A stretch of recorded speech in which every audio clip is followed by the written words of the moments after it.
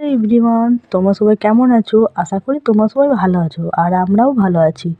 আজ বানাবো খুব সহজভাবে বাড়িতে বসে পনির চাউমিন, যেটা খুব তোমরা রেসিপিটা দেখতে থাকো আর আমার চ্যানেলটিকে অবশ্যই সাবস্ক্রাইব করে দিও। তো চলো রেসিপিটা শুরু করা যাক।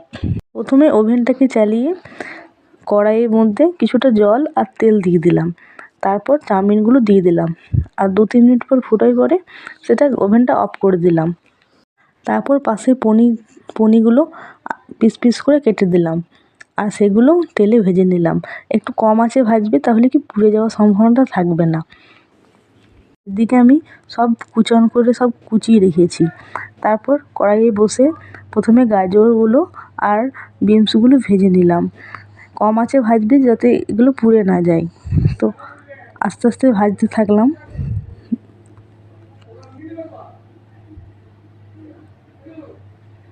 তো ভাজা হয়ে গেলে সেগুলো অন্য একটা প্লেটে তুলে রাখলাম।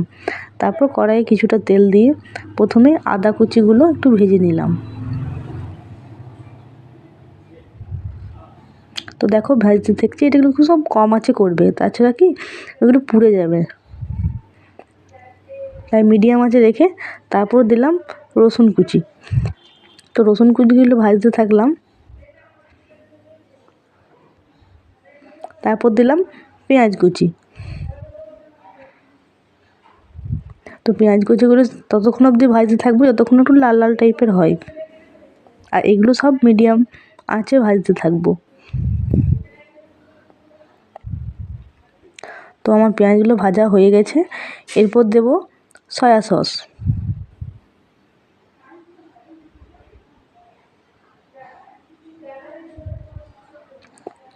আচ্ছা, তোমরা নুনটা কিন্তু তোমরা মিডিয়াম দেখে দিতে পারো।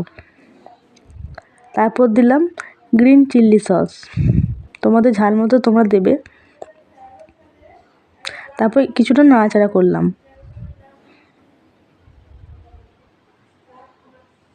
তারপর দিলাম টমেটোর সস। তারপর চাউমিনগুলো দিয়ে দিলাম। আর হ্যাঁ, আগের থেকে তোমাদের একটা কথা বলছি, যে চাউমিনগুলো যখন জল ঝরতে দেওয়া থাকবে তার উপরে একটু সাদা তেল দিয়ে দেবে, তাহলে কি চাউমিনগুলো লেগে থাকবে না, বেশ ঝরঝরে হয়ে থাকবে। তো চাউমিনগুলো আমার দেওয়া হয়ে গেছে।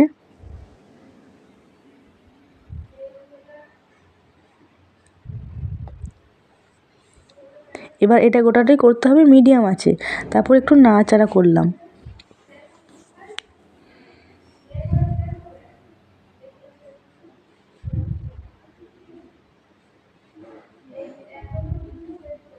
তোমরা নুনটা পরিমাণ মতন দিয়ে দেবে।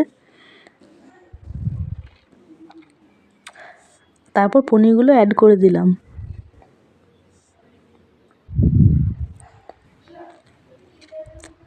আর তারপর একটা প্লেটে পরিবেশন করে দিলাম। আর উপর থেকে কুচনো পেঁয়াজগুলো দিয়ে দেবে, দেখবে মতন। তো